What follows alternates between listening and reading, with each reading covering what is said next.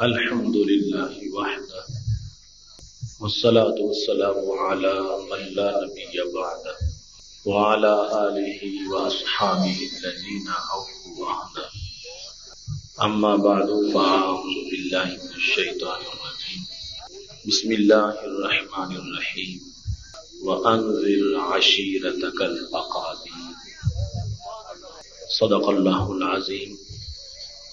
وصدق رسوله النبي الكريم الأمين إن الله وملائكته يصلون على النبي يا أيها الذين آمنوا صلوا عليه وسلموا تسليما صلاة والسلام عليك يا سيدي يا رسول الله وعلى آلك وأصحابك يا حبيب الله مولاي صل وسلم دائما ابدا على حبيبك خير الخلق كلهم هو الحبيب الذي ترجى شفاعته لكل هول من الأهوال مقتحم يا أكرم الخلق مالي من ألوذ به سواك عند حلول الحادث العممي ربي صل وسلم دائما ابدا على حبيبك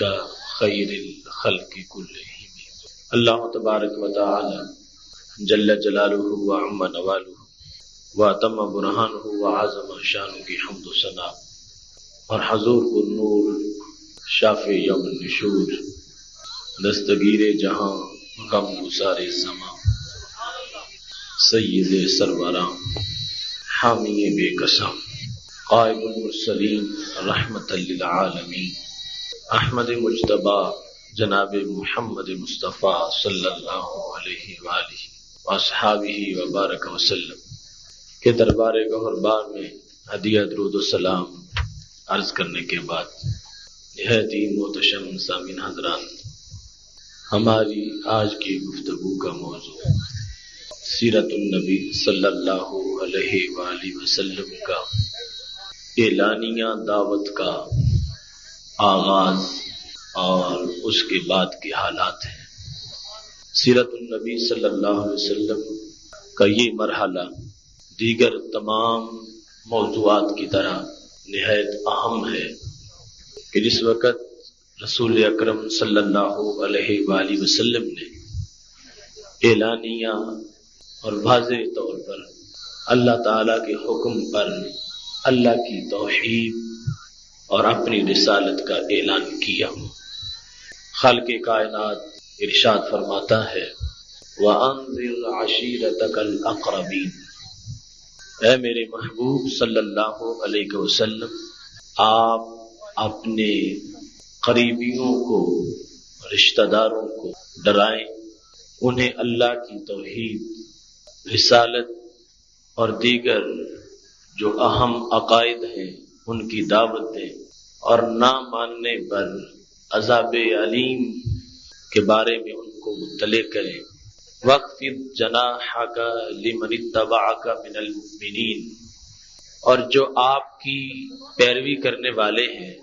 آپ ان کے لیے رحمت کا بازو بچھا دیں۔ فَإِنْ عَصَوْكَ فَقُلْ إِنِّي بَرِيءٌ مِّمَّا تَعْمَلُونَ، اگر آپ کی دعوت سن کے قریبی اور خاندان والے لوگ اور دوسرے عوام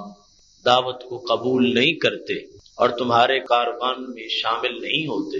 تو تم ان سے اعلانیہ بیزاری کا اعلان کر دو،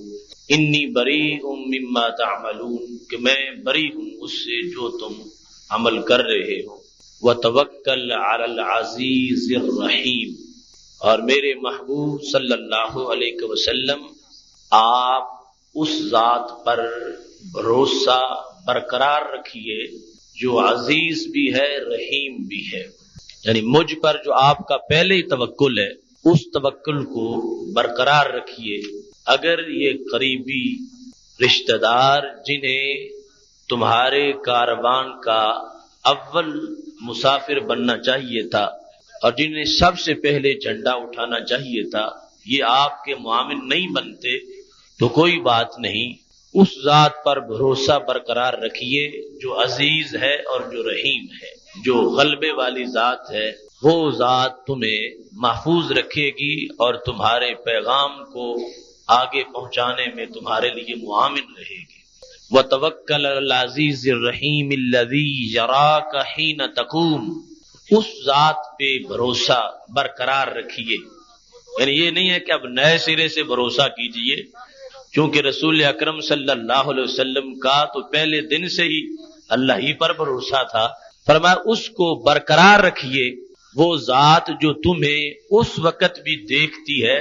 جب تم اس کی بارگاہ میں قیام کر رہے ہوتے ہو۔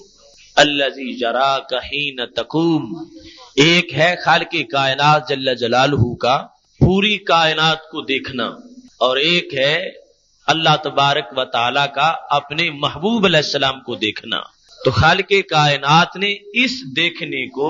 محبوب علیہ السلام کے لیے ایک حوصلے کا حوالہ بنا کے پیش کیا۔ یہ نہ سمجھنا کہ تجھے میری طرف سے ایسا کوئی مرحلہ آئے کہ جس میں میں تجھے تنہا چھوڑ دوں، ایسا کبھی نہیں ہوگا۔ اس ذات پہ بھروسہ برقرار رکھیے جو ہر وقت تمہیں اپنی نگاہ رحمت کے نیچے رکھنے والی ہے۔ خالق کائنات جل جلالہ کی نگاہ سے ویسے تو کوئی چھپ ہی نہیں سکتا، کسی چیز میں، ذرہ خاک میں، کسی میں یہ صلاحیت ہی نہیں کہ وہ اللہ سے چھپنا چاہے تو چھپ سکے، ہر چیز کو وہ دیکھتا ہے۔ لیکن کافروں کے بارے میں فرمایا لا ينظر الیہم، وہ قیامت کے دن انہیں نہیں دیکھے گا، حالانکہ جب ہر چیز اس کی نگاہ کے نیچے ہے تو پھر نہ دیکھنے کا مطلب کیا ہوگا؟ تو مطلب یہ ہے کہ انہیں پیار سے نہیں دیکھے گا۔ تو خالق کائنات اگرچہ ہر چیز کو دیکھتا ہے مگر پیار سے کسی کسی کو دیکھتا ہے، اور نظر رحمت اور نظر شفقت سے کسی کو دیکھتا ہے۔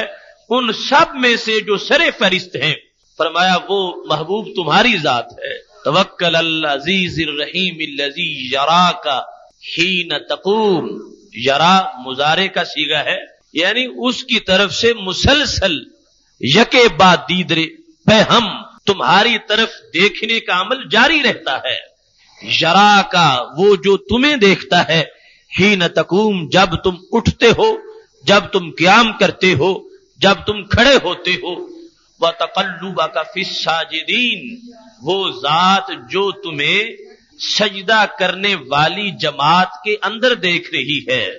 ہر وقت وہ ذات تمہیں اپنی نگاہ رحمت کے نیچے رکھے ہوئے ہے۔ تمہاری بندگی بھی اس سے اوجل نہیں اور تمہارا چلنا پھرنا بھی اس سے اوجل نہیں۔ وہ ذات تم سے اتنا پیار کرنے والی ذات ہے، اور پھر وہ اتنے اختیار اور اقتدار والی ذات ہے، وہ رحیم بھی ہے، عزیز بھی ہے۔ اگر پوری کائنات میں سے کوئی ایک بھی نہ مانے تو اس پر طبیعت کو ملول نہ کیجئے،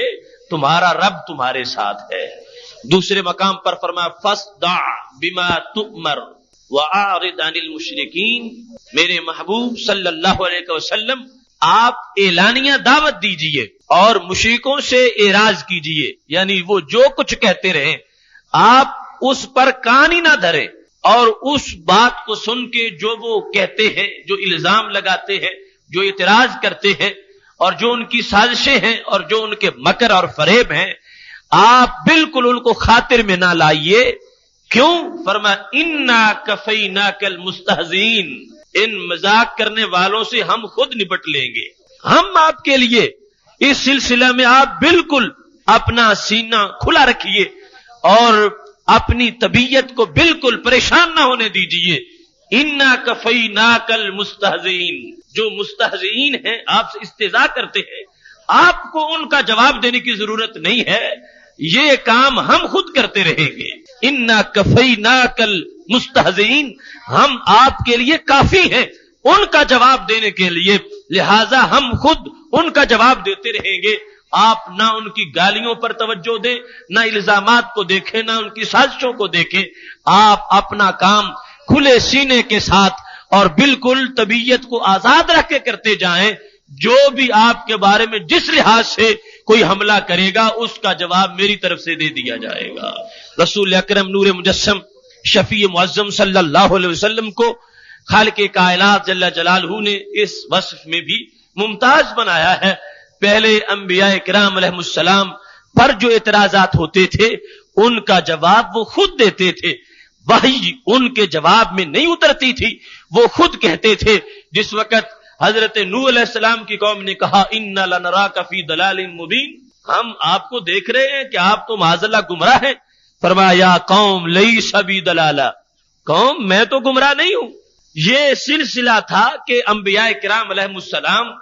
ایسے لوگوں کا جواب خود دیتے تھے، لیکن خالق کائنات نے یہاں فرما دیا انا کفیناک المستہزئین، ہم کافی ہیں، ہم آپ کو کفایت کریں گے مستہزئین، استہزاء، ٹھٹھا اور مذاق کرنے والے اور تمسخر کرنے والے لوگوں کی وجہ سے آپ اپنی طبیعت کو بالکل پریشان نہ ہونے دیں. فاصدع بما تؤمر، جو تمہیں حکم دے دیا گیا میری طرف سے توحید کا، رسالت کا، احکام کا، معاملات کا، زندگی اور بندگی کی احکام کا، یہ آپ سب کچھ آگے پہنچا دیجئے. جو کوئی اس پہ اعتراض کرے گا ہم خود اس کا منہ بند کر دیں گے اور ہم خود اس کے استہزاء کا جواب دیں گے. اور دوسرے مقام پر خالق کائنات جل جلالہ نے اس سلسلے میں نبی اکرم صلی اللہ علیہ وسلم کو مزید حوصلہ بخشتے ہوئے، یعنی یہ ساری آیات اس سلسلے کی دلیل ہے کہ رسول اکرم صلی اللہ علیہ وسلم کی طبیعت اور مزاج کا خیال کس حد تک اللہ کی بارگاہ میں کیا جاتا ہے. نہ یہ ہے کہ کوئی بے صبری یا کم حوصلگی کا کوئی مرحلہ آنے والا تھا، وہ ساری عظیمت اور سارا بلند ہمت عزم جو تھا وہ مسلسل رسول اکرم صلی اللہ علیہ وسلم کے ساتھ ہر لمحہ موجود تھا. لیکن اس طبیعت اور مزاج کی جو اللہ کے بارگاہ میں شان ہے، اس کے لیے خالق کائنات نے مسلسل درجنوں نہیں 20 آیات ایسی نازل کی ہیں جس سے مسلسل نبی اکرم صلی اللہ علیہ وسلم کو تسلی دینا مقصود تھا کہ میرے محبوب علیہ السلام کی طبیعت کبھی بھی پریشان نہ ہونے پائے. لا تحزن علیہم ولا تک فی ضیق مما یمکرون، آپ ان کا کوئی غم نہ کیجئے. اگر کوئی نہیں مانتا نہ مانے، آپ سے نہیں پوچھا جائے گا، آپ نے تو حق ادا کر دیا.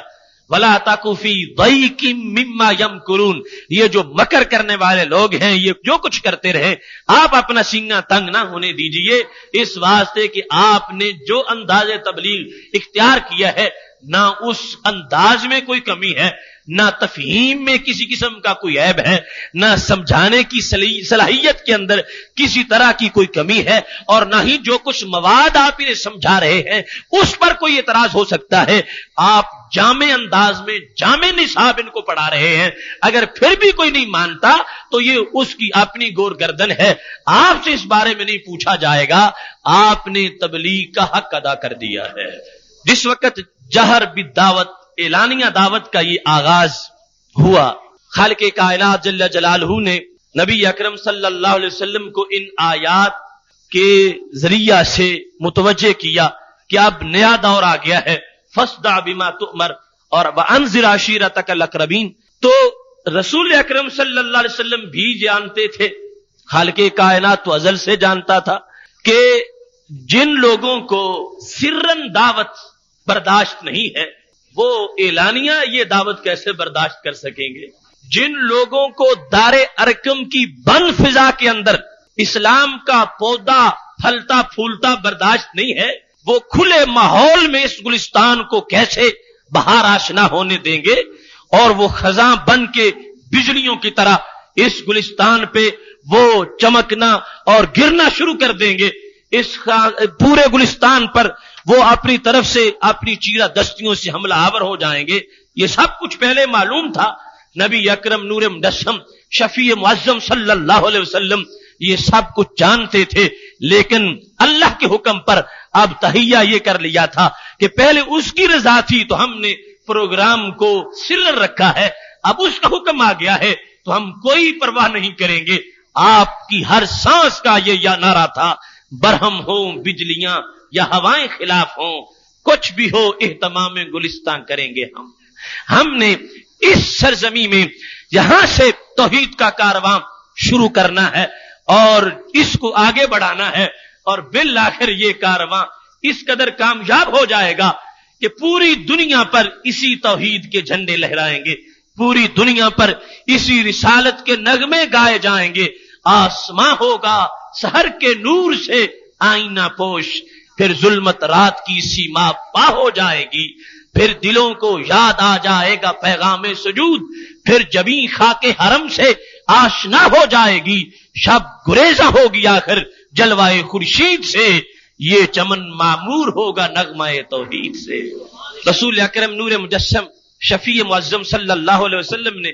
اس سلسلے میں سب سے پہلا جو اجتماع کیا،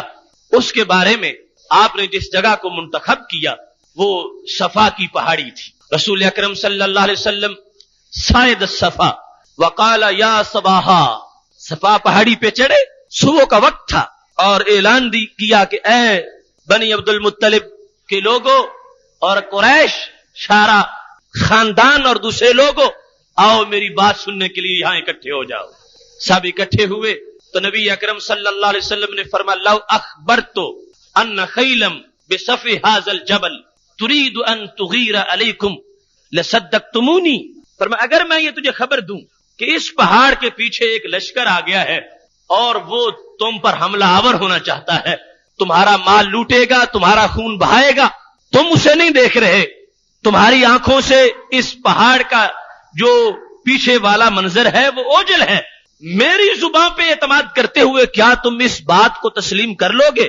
اور میرے اس پیغام کی تصدیق کرو گے؟ لصدقتمونی، تم اس سلسلے میں مجھے صادق قرار دو گے؟ انہوں نے کہا نعم، بالکل، ہمیں کوئی شک نہیں ہے، آپ کی زبان اس قدر اس کی صداقت تسلیم شدہ ہے کہ جس سے کبھی جھوٹ سنا ہی نہیں گیا۔ اگرچہ ہم آنکھوں سے نہیں دیکھ رہے، لیکن اگر آپ یہ خبر دیں، اگرچہ ہمیں دیگر ذرائع سے مطلع نہیں کیا گیا کہ ہمارا کوئی دشمن ہے بھی یا نہیں، اور گھوڑوں کی آوازیں ہمیں نہیں آ رہی، اور ہمیں کسی قاصد نے آ کے دور سے 2 دن پہلے لشکر کے چلنے کی خبر بھی نہیں دی، اچانک اب ہی تم ہمیں خبر دو کہ لشکر آ گیا ہے اور وہ حملہ آور ہونے والا ہے، آپ کی زبان پہ اعتماد کرتے ہوئے ہم بغیر دیکھنے کے اس خبر کی تصدیق کر دیں گے۔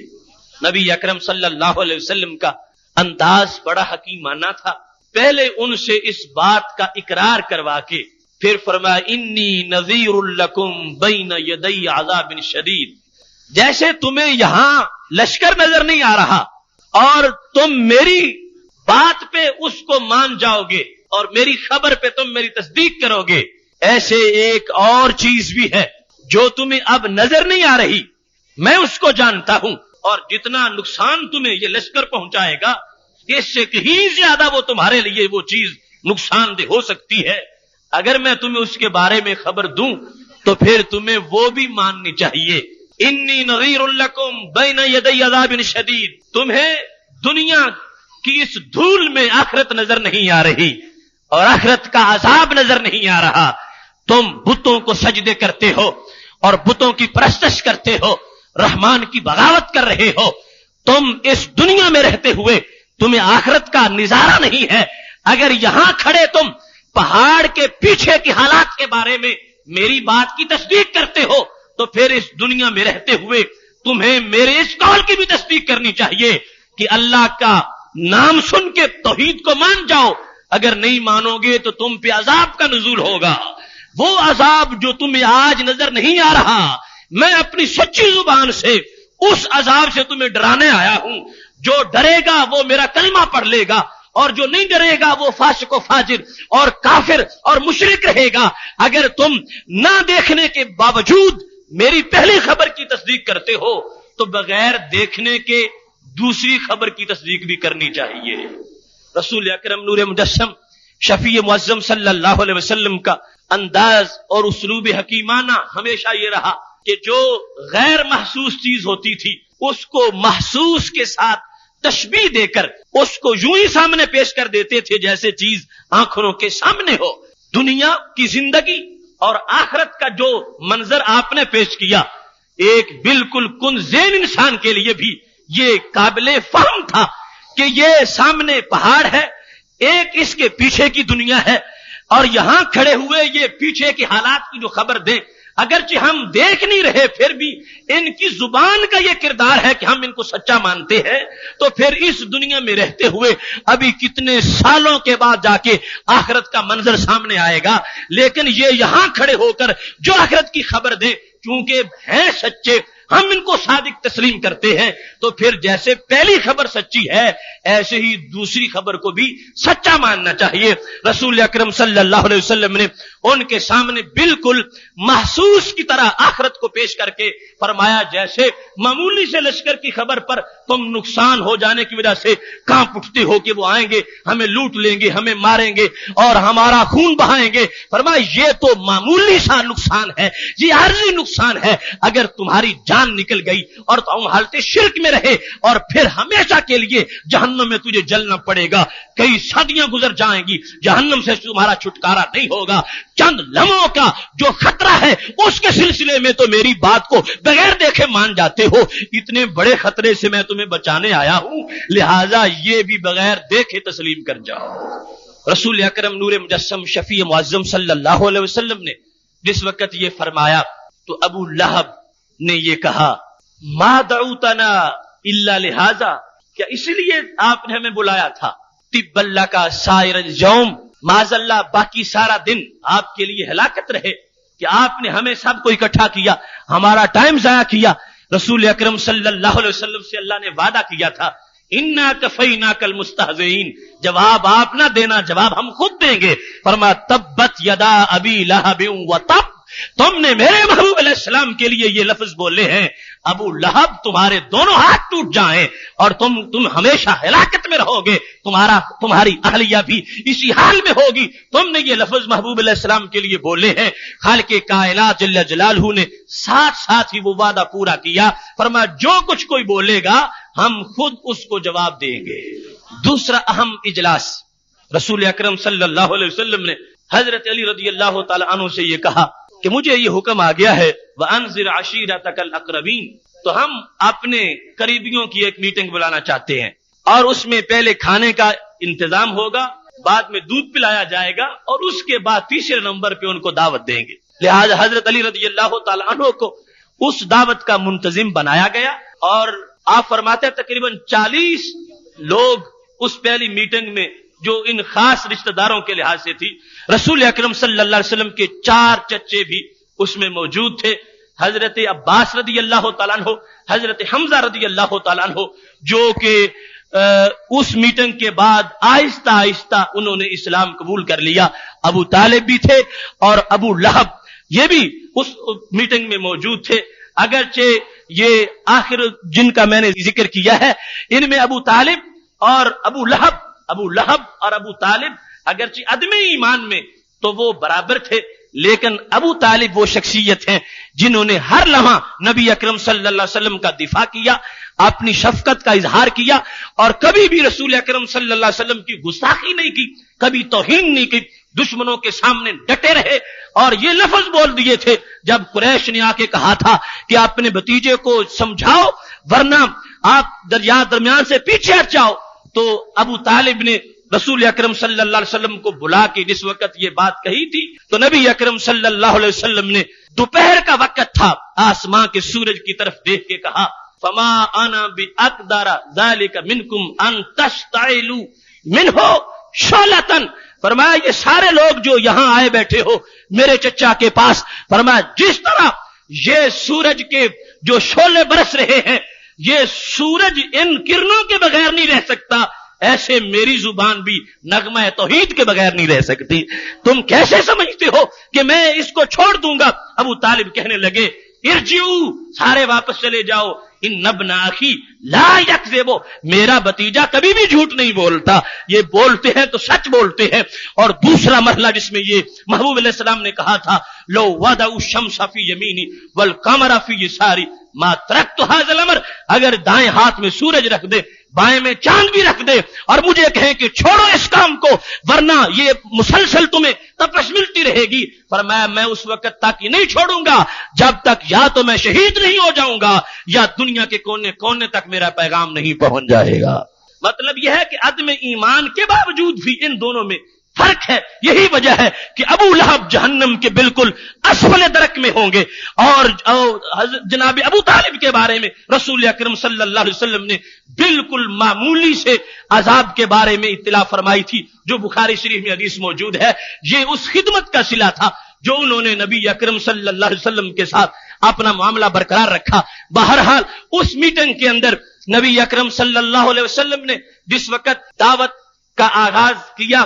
کھانا رکھا گیا, حضرت علی رضی اللہ تعالیٰ عنہ کہتے ہیں اتنا لوگوں نے کھانا کھایا, میں نے اس سے پہلے کسی دعوت میں لوگوں کو یوں سیر ہوتے نہیں دیکھا. مجھے پھر حکم دیا گیا دودھ پلانے کا, میں نے دودھ بھی پلا دیا. ابھی رسول اکرم صلی اللہ علیہ وسلم اپنا پیغام دینا ہی چاہتے تھے کہ ابو لہب کھڑا ہو گیا اور اس نے ایسی باتیں کی کہ سارا مجمع منتشر کر دیا. نبی اکرم صلی اللہ علیہ وسلم کے بارے میں ایسے ایسے لفظ بولے, وہی کھا کے اور وہی اس نے ایسی مخالفت کی, سارے لوگ چلے گئے اور رسول اکرم صلی اللہ علیہ وسلم اپنا پیغام نہ دے سکے. دوسرے دن پھر کہا علی ان لوگوں کی دعوت کرو, ہمارا کام باقی ہے. پھر دعوت کی گئی اسی انداز سے, لیکن جس وقت پیغام دینے کا وقت تھا ابو لہب نے پھر مجمع منتشر کر دیا. تیسرا دن آیا تو نبی اکرم صلی اللہ علیہ وسلم نے پھر فرمایا. ابن کثیر نے سند صحیح سے اس بات کو روایت کیا ہے کہ اب جس وقت مرحلہ دعوت آیا تو سکوت طاری تھا, ہر کان منتظر تھا کہ یہ ہمیں کیا بتانا چاہتے ہیں اور کیا سنانا چاہتے ہیں. رسول اکرم صلی اللہ علیہ وسلم نے اس وقت آغاز دعوت جہر میں, اعلانیہ تبلیغ کی آغاز میں جو تقریر اپنے خصوصی قوم کے سامنے, خاندان کے افراد کے سامنے کی تھی, بڑا ہی حسین انداز تھا. فرمایا واللہ ما اعلم شابا من العرب, خدا کی قسم ہے میں عرب کی دنیا میں کوئی نوجوان بھی ایسا نہیں سمجھتا جاء قومہ کما جئتکم, جس نے اپنی قوم کو ایسا تحفہ دیا ہو جیسا میں تمہارے پاس لے کے آیا ہوں. پورے عرب میں ایسا کوئی نوجوان نہیں ہے کہ جس نے ایسا تحفہ اپنی قوم کو دیا ہو جیسا تحفہ اے قوم میں تمہارے پاس لایا ہوں. بافضل من ھذا, اس سے بہتر اور بات کیا ہو سکتی ہے جو میں تمہارے پاس لے کے آیا ہوں. میری قوم تمہیں فخر کرنا چاہیے اور تمہیں رب کا شکر ادا کرنا چاہیے کہ میں کتنی بہترین چیز تمہارے پاس لایا ہوں. فرمایا جئتکم بخیر امر الدنیا والآخرہ, میں جو کچھ لے کے آیا ہوں وہ دنیا میں بھی سب سے بہتر ہے اور آخرت میں بھی سب سے بہتر ہے. میرا دین, میرا نظام, میری دعوت, میرا پیغام یہ دنیا سے بھی منسلک ہے, آخرت سے بھی منسلک ہے.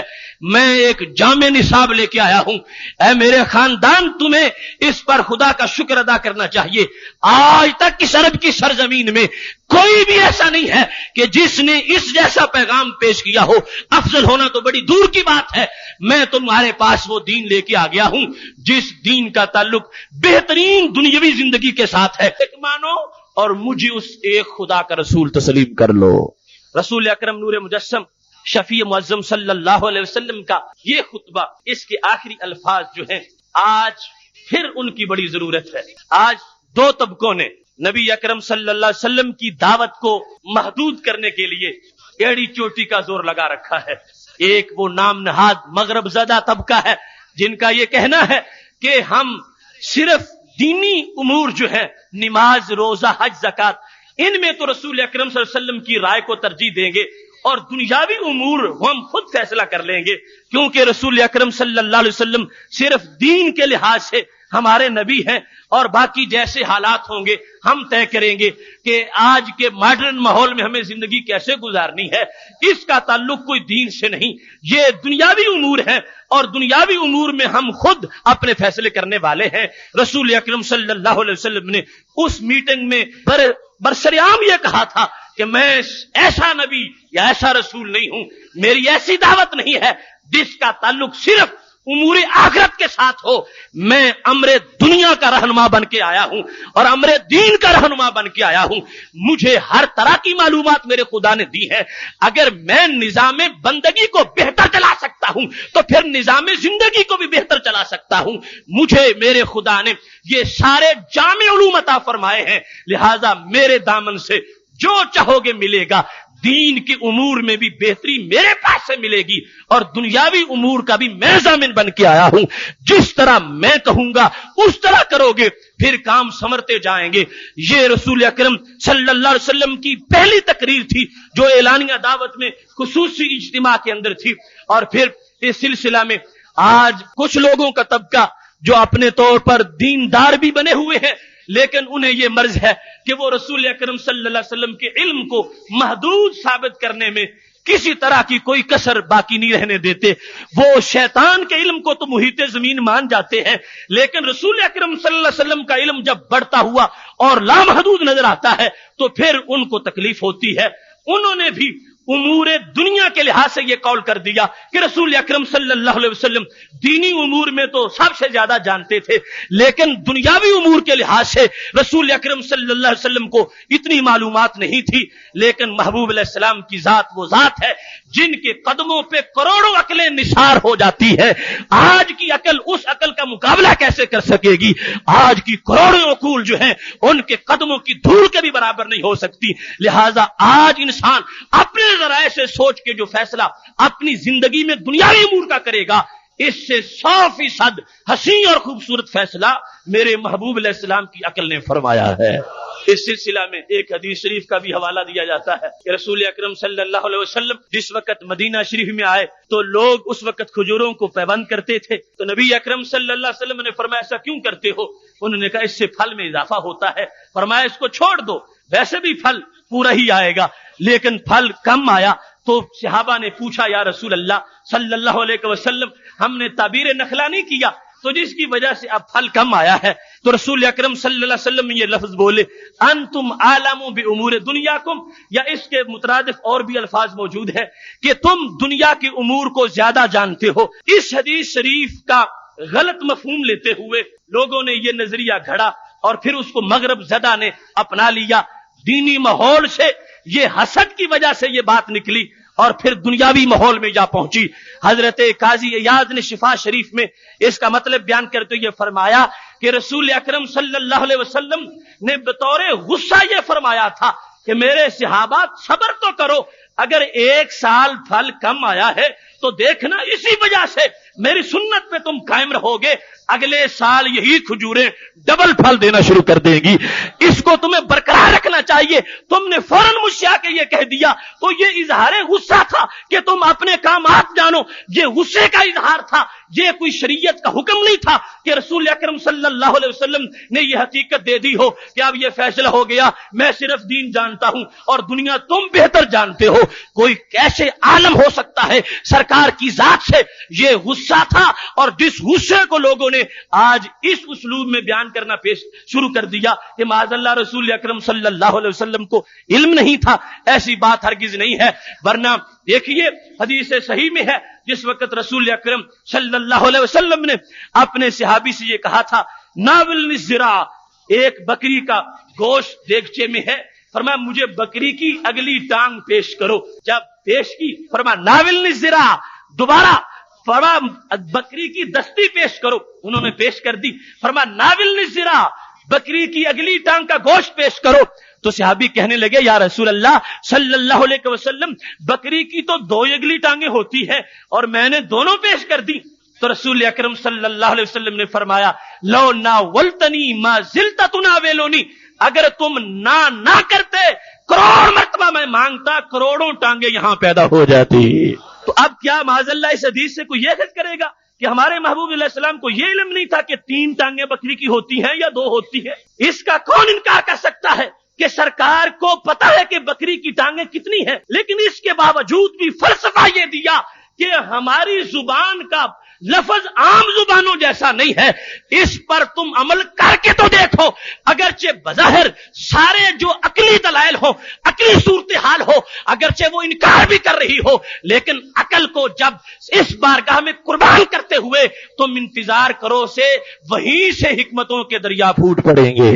اب فرمایا تمہیں بولنا نہیں چاہیے تھا، تم نے یہ کیوں کہا کہ بکری کی 2 ہی ٹانگیں ہوتی ہے؟ سرکار نے اس پر غصے کا اظہار کیا، فرمایا لو ناولتنی ما زلت تناولنی، اگر تم دیتے جاتے تو کبھی ختم نہ ہوتی، یہی ٹانگیں پیدا ہوتی جاتی اور تم پیش کرتے رہتے، لہذا یہی اسلوب تھا اس حدیث شریف میں۔ فرمایا انتم عالم بامور دنیاکم، یا فرمایا تم چاہو کرتے رہو۔ اس سلسلہ میں رسول اکرم صلی اللہ علیہ وسلم ناراضگی کا اظہار کر رہے تھے کہ تم صبر کرتے تو خود تمہیں پتہ چل جاتا کہ جو میں بولتا ہوں خدا ویسے ہی فرما دیتا ہے۔ چونکہ ہم اس بارگاہ میں حاضر نہیں تھے، درمیان میں صدیوں کا فرق ہے، اب اسلوب کو سمجھنا، اور یہ پھر تب ہوگا جب سوچ کے اوپر عشق رسول صلی اللہ علیہ وسلم کی مہر لگی ہوگی کہ نبی اکرم صلی اللہ علیہ وسلم کی جب دیگر سینکڑوں احادیث محبوب علیہ السلام کی عقل کی برتری پر دلالت کر رہی ہے تو یہاں بھی یقیناً کوئی عظمت موجود ہوگی جو رسول اکرم صلی اللہ علیہ وسلم نے اس طرح فرمایا ہے۔ تو امت کے درجنوں محدثین نے اس بات کو واضح کیا کہ محبوب علیہ الصلوۃ والسلام کی عقل کے ہم پلہ ہونا پوری کائنات کی عقلیں، یہ بات بھی ممکن نہیں ہے۔ اگر ایک ترازو کے پلڑے میں جمیع کائنات کی عقلیں رکھی جائیں اور دوسرے میں اکیلی عقل میرے محبوب علیہ السلام کی ہو، پھر بھی سب عقول سے یہ عقل بھاری ہو جائے گی۔ تو پہلے دن کا وہ خطبہ خصوصی میٹنگ کا، فرمایا جئتکم بخیر امر الدنیا والآخرہ، میرا دین صرف رہبانیت والا یا صرف یہ آخرت کے امور والا نہیں ہے، میں خیر لے کے آیا ہوں جس خیر کا تعلق دنیا کے ساتھ بھی ہے اور آخرت کے ساتھ بھی ہے۔ رسول اکرم نور مجسم شفیع معظم صلی اللہ علیہ وسلم نے اس کے بعد جو تبلیغ کا کام شروع کیا، جہاں لوگوں کا اجتماع ہوتا، موسم حج ہوتا، کوئی میٹنگ ہوتی، کوئی محفل ہوتی، کسی طرح کا بھی بازار میں آگے پیچھے، نبی اکرم صلی اللہ علیہ وسلم وہیں اپنا پیغام دیتے، اور مقابلے میں دشمن کی جو دشمنی تھی اس کا بھی انداز یہ تھا۔ حضرت ربیع بن عباد رضی اللہ تعالیٰ عنہ کہتے ہیں کہ میں خود اس وقت مشرک تھا، میں نے دیکھا کہ حضرت محمد صلی اللہ علیہ وسلم ایک جگہ کھڑے ہیں اور لوگ ارد گرد اکٹھے ہیں اور جھمکٹا لگا ہوا ہے، تو میں نے دیکھا کہ فرما رہے تھے قولوا لا الہ الا اللہ تفلحوا، اللہ کا کلمہ پڑھو کامیاب ہو جاؤ گے۔ اللہ کی توحید کی بات ہو رہی تھی۔ بتوں کی پرستش کے اس رواج کے اندر رسول اکرم صلی اللہ علیہ وسلم آپ جہر کے ساتھ اعلانیہ دعوت دے رہے ہیں، اللہ کو ایک مانو۔ ربیع بن عباد کہتے ہیں میں نے دیکھا پیچھے ایک بابا کھڑا تھا، کان احول، جو بہنگا بھی تھا، تو وہ بول رہا تھا انہو صابی کاذب، لوگو اس کی بات نہ مانو، یہ صابی ہیں، یہ جھوٹے ہیں، اپنا دین بدلنے والے ہیں۔ پھر کہتے ہیں میں جہاں بھی دیکھتا وہ شخص پیچھے جا کے اس طرح بول رہا ہوتا، اور نبی اکرم صلی اللہ علیہ وسلم اس کی بات سنتے ہی نہیں ہے، مسلسل اپنی تبلیغ میں مصروف ہے، لوگوں کو دعوت دے رہے ہیں۔ کہنے لگے ربیع بن عباد میں نے بالآخر لوگوں سے پوچھا یہ کون ہے جو پیچھے یہ بات مسلسل کہہ رہا ہے؟ تو کہنے لگے انہو امہو ابو لہب، یہ ان کے چچا ابو لہب ہے، ابو لہب ہے، یہ ابو لہب ہے کہ رسول اکرم صلی اللہ علیہ وسلم نے سب سے پہلے دعوت کا آغاز بھی یہیں سے کیا، انہیں کو سمجھایا، لیکن اتنا بد باطن ہے، اس قدر تالے لگے ہوئے ہیں کہ رسول اکرم صلی اللہ علیہ وسلم جہاں بھی تبلیغ دین کر رہے ہیں یہ بڑھاپے کے باوجود پہنچتا ہے روکنے کے لیے، اور پھر باتیں گھڑتا ہے، باتیں بناتا ہے، اور صرف یہی نہیں ہے، کانا یسفی التراب علیہ، یہ غبار اٹھا اٹھا کے، مٹی اٹھا اٹھا کے رسول پاک صلی اللہ علیہ وسلم کے اوپر پھینکنے کی جسارت کرتا ہے۔ لیکن میرے محبوب علیہ السلام نے اب اللہ کے حکم پر فاصدع بما تؤمر واعرض عن المشرکین، فرمایا یہ جو کچھ بھی کرتے رہے تم اپنی دعوت کو جاری رکھو۔ سرکار نے کسی کے ایسی سازشوں پر اور ایسی حرکتوں پر کسی طرح بھی اپنے پروگرام کو جام کرنے یا روکنے کے بارے میں سوچا بھی نہیں ہے، ہر حال میں، ہر سانس میں اپنے کارواں کو آگے بڑھایا ہے، یہاں تک کہ رسول اکرم نور مجسم صلی اللہ علیہ وسلم نے جس وقت اعلانیہ کعبۃ اللہ میں نماز پڑھنا شروع کی، اب وہ لوگ جن سے دار ارقم کا منظر برداشت نہیں ہوتا تھا، اب دیکھتے ہیں کہ اعلانیہ نمازیں پڑھی جا رہی ہیں، کافی کوششیں کی گئی، دھمکیاں دی گئی، اور یہاں تک کہ ابو جہل نے ایک میٹنگ میں یہ کہہ دیا کہ بس صرف کل کا دن ہے، کل ان کو آنے دو نماز پڑھنے کے لیے۔ اللہ کے نام کی قسم اٹھا کے اس نے کہا کہ میں پتھر ماروں گا سر پہ معاذ اللہ اور سر پھوڑ دوں گا اور یہ معاملہ ختم ہو جائے گا۔ لہٰذا اس نے جب حلف اٹھایا، سارے قریش کو انتظار تھا اب صبح کب ہوتی ہے، اور ہم یہ دیکھتے ہیں وہ نماز پڑھنا چھوڑیں گے نہیں، اور ہمارے سردار نے قسم اٹھا لی ہے۔ رسول اکرم صلی اللہ علیہ وسلم جب چاشت پڑھنے کے لیے काबतुल्लाह में तशरीफ ले आए। उस वक्त अभी किबला बैतुल मुकद्दस था और नबी अकरम सल्लल्लाहु अलैहि वसल्लम नमाज पढ़ते हुए यूं अपना रुख करते थे कि काबा भी सामने होता था और बैतुल मुकद्दस भी सामने होता था। तो महबूब अलैहिस्सलाम रुकने अस्वद और रुकने यमानी के दरमियान,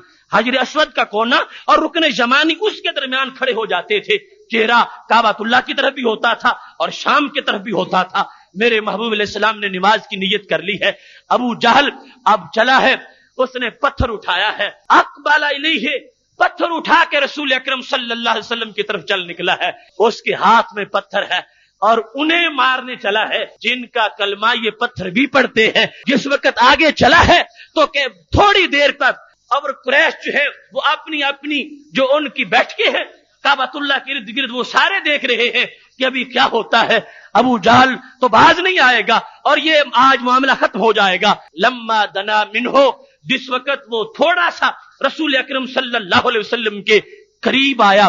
फौरन कांपता हुआ पीछे हटा। चेहरे का रंग तब्दील हो चुका था, दोनों हाथ सुकड़ चुके थे और पत्थर हाथ से गिर चुका था। लोगों ने पूछा, अबू जहल क्या हुआ, माला का ये पीछे क्यों आ गए हो, तुमने तो हलफ उठाया था कि मैं पत्थर मार के आऊंगा। कहने लगा, वल्लाहि, खुदा की कसम है, आरादली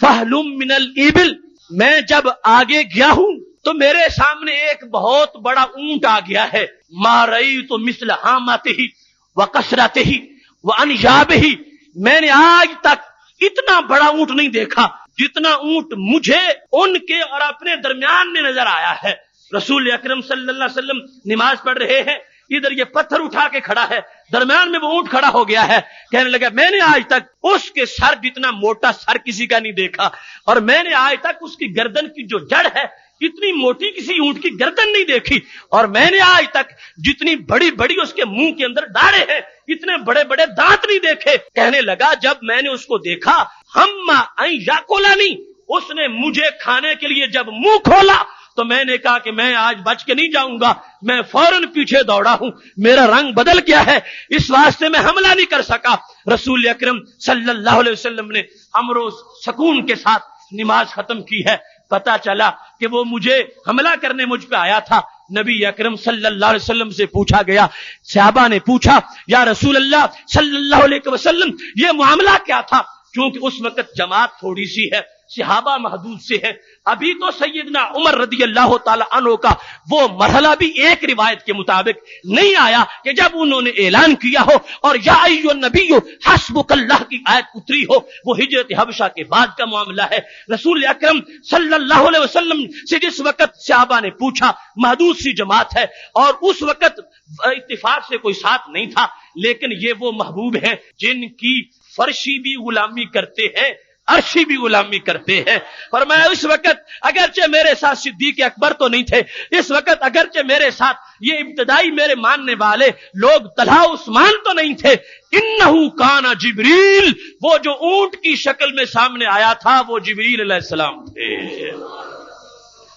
रसूल अकरम नूरे मुजस्सम शफी मुअज्जम सल्लल्लाहु अलैहि वसल्लम से रब ने वादा किया था, यासिमुका मिनन नास, वो सारी बातें पूरी है। पाक महबूब अलैहिस्सलातु वस्सलाम ने नमाज अदा की है, अमन से वापस चले हैं। वो जो कह रहे थे कि सिर्फ कल की बात है, उनको आज महबूब अलैहिस्सलाम की चोटी का मुस्कुराता हुआ नूर ये कह रहा था, नूरे खुदा है, कुफर की हरकत पे खंदसन, फूंकों से ये चिराग बुझाया ना जाएगा, ये सिलसिला खत्म नहीं होगा। रसूल अकरम सल्लल्लाहु अलैहि वसल्लम मुसलसल वहां जाते हैं। अभी वो जमात और बड़ी जमात के साथ नमाज की अदायगी का मामला वो बाद के हालात है। जिस वक्त कभी कभार जाना होता है, नमाज अदा होती है, उनसे ये बर्दाश्त नहीं होती। यहां तक कि एक दिन अबू जहल फिर लड़ पड़ा, कहने लगा, तुम्हें पता है कि मेरे साथ मेरी कितनी फौज है, मेरे साथ मेरे कितने हवारी हैं, मेरे साथ कितने गुंडे बदमाश छड़िए मैंने रखे हुए हैं, वो तुम्हें बिछाड़ देंगे, यहां नमाज पढ़ने ना आया करो।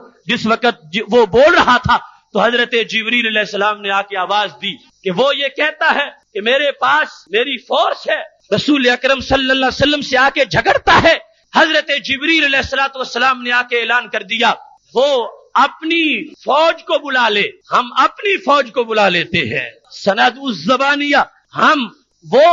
अपने नादिया को बुलाए, हम अपने ज़बानियों को बुला लेंगे। ابھی یہ انسانی غلام جو تھے ان کی تعداد بہت زیادہ نہیں ہوئی تھی، لیکن پھر بھی غلامی کے جذبے سے سرشار فرشتوں کی جماعتیں موجود ہیں، یہاں تک کہ رسول اکرم نور مجسم شفیع معظم صلی اللہ علیہ وسلم کو پھر ایک دن دھمکی ملی کہ نماز پڑھنے نہ آنا ورنہ سجدے کے اندر جو ہے وہ قتل کر دیا جائے گا۔ میرے محبوب علیہ الصلوۃ والسلام نے فرمایا کوئی میرے قریب آ کے دیکھے تو صحیح، لفظ یہ بولے، فرمایا من دنا منی لختطفہ ملائکۃ عضوا عضوا، فرمایا جو میرے قریب آئے گا فرشتے اس کی بوٹی بوٹی کر دیں گے۔ رسول اکرم صلی اللہ علیہ وسلم کی یہ الفاظ صحیح بخاری میں بھی موجود ہے، فرمایا مجھے جو میرے ذمہ کام لگایا گیا ہے، مجھے جو دعوت پھیلانے کے لیے میرے خالق نے مجھے حکم دے دیا ہے، میں اس کو چھوڑوں گا نہیں، یہ مسلسل سلسلہ آگے چلتا رہے گا۔ رسول پاک صلی اللہ علیہ وسلم کی یہ بالجہر دعوت کا مرحلہ آگے گزر رہا ہے، یہاں تک کہ اتنی مشکلات، اتنے مصائب، وہ جو آزمائش کی وجہ سے کہ سرکار کے درجات بلند ہوتے جائیں وہ سارے سامنے منہ کھولے کھڑے ہیں، لیکن رسول اکرم نور مجسم شفیع معظم صلی اللہ علیہ وسلم ہر مرحلے میں اتنے صبر سے آگے گزرے، اتنی استقامت سے آگے گزرے کہ خالق کائنات نے اس مکمل زندگی کی قسم اٹھا ڈالی۔ محترم سامعین حضرات، یہاں وہ بھی مرحلہ آیا تھا جس وقت عقبہ بن ابی معیط نے نبی اکرم صلی اللہ علیہ وسلم کے اوپر نماز پڑھتے ہوئے غلاظت پھینکی۔ صلاح جزور، وہ صلاح کہتے ہیں اس گندگی کو جب جانور کا بچہ پیدا ہوتا ہے اس کے بعد جو اس کے ساتھ علائش باہر آتی ہے وہ ڈھیر لگا ہوا تھا، اس کے بارے میں مشرکین نے کہا کون ہے جو اٹھا کے ان پہ پھینکے گا؟ عقبہ بن ابی معیط، اس نامراد کی یہ بد نصیبی تھی، وہ اٹھا کے لایا۔ رسول اکرم صلی اللہ علیہ وسلم سجدے میں سر رکھے ہوئے تھے، اس نے اوپر پھینک دیا۔ اب یہ عظمتیں ہیں نبی اکرم نور مجسم شفیع معظم صلی اللہ علیہ وسلم کی کہ جن کا مقدس پیکر جو ہے، جو عرش عظیم سے بھی عرفہ ہے، عرش عظیم سے بھی مقدم ہے، جن کے مقدس تلووں کے بوسے عرش کی معراج قرار پائے ہیں، ایسی جس وقت غلاظت اٹھا کے انہوں نے پھینکی ہے، رسول اکرم صلی اللہ علیہ وسلم کا اللہ کی بارگاہ میں جھکا ہوا سر مزید بلند ہوتا جا رہا ہے۔ سیدہ فاطمہ الزہرا رضی اللہ تعالی عنہا وہ آئیں، انہوں نے یہ اوپر سے اتارا اور اس کے بعد رسول اکرم صلی اللہ علیہ وسلم جب نماز سے فارغ ہوئے، آج اپنی مقدس زبان سے چند جملے بولے، جو لفظ نکلے ہیں اللہ نے ہر لفظ کے ہر حرف کو پورا فرما دیا ہے۔ اللہم علیک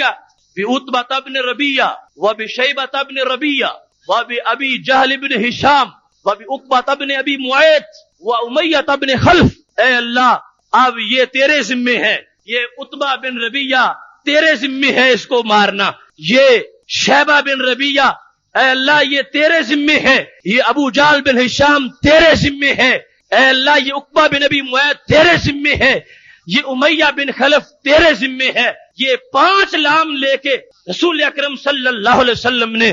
جو ان کے بارے میں یہ لفظ بولے تھے، صحابہ کہتے ہیں ہم نے اپنی آنکھوں سے دیکھا بدر کے میدان میں 5 کے سر کٹ چکے تھے۔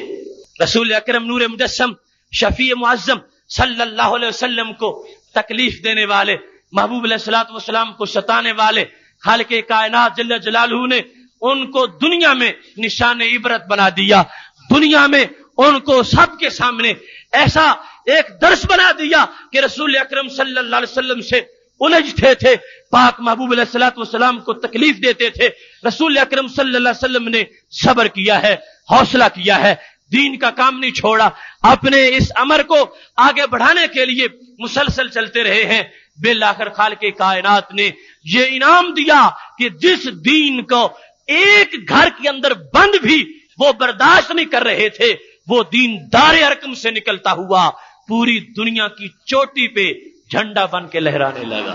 محترم سامعین حضرات، رسول اکرم نور مجسم شفیع معظم صلی اللہ علیہ وسلم کی بالجہر دعوت میں ہمارے لیے یہ سبق یہ ہے کہ یہ دعوت یقیناً سچی دعوت ہے، لیکن اس کے پھیلانے پر یقیناً قیمت دینا پڑتی ہے۔ چنگاروں کی طرح حالات کا، چنگاریوں کی طرح مقابلہ کرنا پڑتا ہے اور سخت سے سخت حالات کا سامنا کرنا پڑتا ہے، آتش و آہن کا مقابلہ کرنا پڑتا ہے، لیکن نبی اکرم صلی اللہ علیہ وسلم کی سنت کو سامنے رکھتے ہوئے کسی کے لیے ایسے حالات جو ہیں ان کا آ جانا، اس میں کسی طرح کی انہیں کوئی تلخی محسوس ہی نہیں ہوتی، بلکہ عشق بڑھتا رہا، سوئے دار و رسن زخم کھاتا ہوا، مسکراتا ہوا۔ جس قدر بھی آگے سے ایسے حالات ملے ہیں محبوب علیہ الصلوۃ والسلام کے غلاموں نے اتنی ہی عشق میں مزید چاشنی محسوس کی ہے۔ وہ جس کی یاد زخموں کا درد ہونے نہیں دیتی، وہ جس کی دید جذبوں کو سرد ہونے نہیں دیتی، وہ جس کا نام لینے سے بلائیں بھاگ جاتی ہیں، وہ جس کی یاد سے سوئی امیدیں جاگ جاتی ہیں۔ اگر سولی ملے ان کے نام پہ تو گوارا ہے، جو ہر تلخی مٹائے ان کے چہرے کا نظارہ ہے۔ رسول اکرم صلی اللہ علیہ وسلم کے اس کاروان ہمت سے قیامت تک کے لیے بعد والوں کو یہ درس ملتا رہا۔ رسول اکرم صلی اللہ علیہ وسلم نے خود ایسے سارے حالات کا، تند و تیز ماحول کا خود مقابلہ کیا ہے، اور قیامت تک کے لیے یہ سنت بھی اپنی امت کے لیے چھوڑی ہے۔ جہاں حلوہ کھانا سنت ہے، وہاں طائف کے بازار میں پتھر کھانا بھی سنت ہے۔ وہاں ابھرتے ہوئے اور تپش آمیز ماحول سے ٹکرا جانا بھی سنت ہے۔ خالق کائنات کی رضا کے حصول کے لیے اور دین کی سربلندی کے لیے باطل کی آنکھوں میں آنکھیں ڈال کے نعرہ لگانا بھی سنت ہے۔ محبوب علیہ الصلوۃ والسلام کی جہر دعوت کا اگلا مرحلہ انشاءاللہ ہمارے آئندہ مہینہ کے جو سیرت کے موضوعات ہوں گے ان میں اس کو شامل کریں گے۔ اللہ تبارک و تعالی ہمیں محبوب علیہ الصلوۃ والسلام کی ہر سنت پہ عمل کی توفیق عطا فرمائے۔ وآخر دعوانا الحمد للہ رب العالمین۔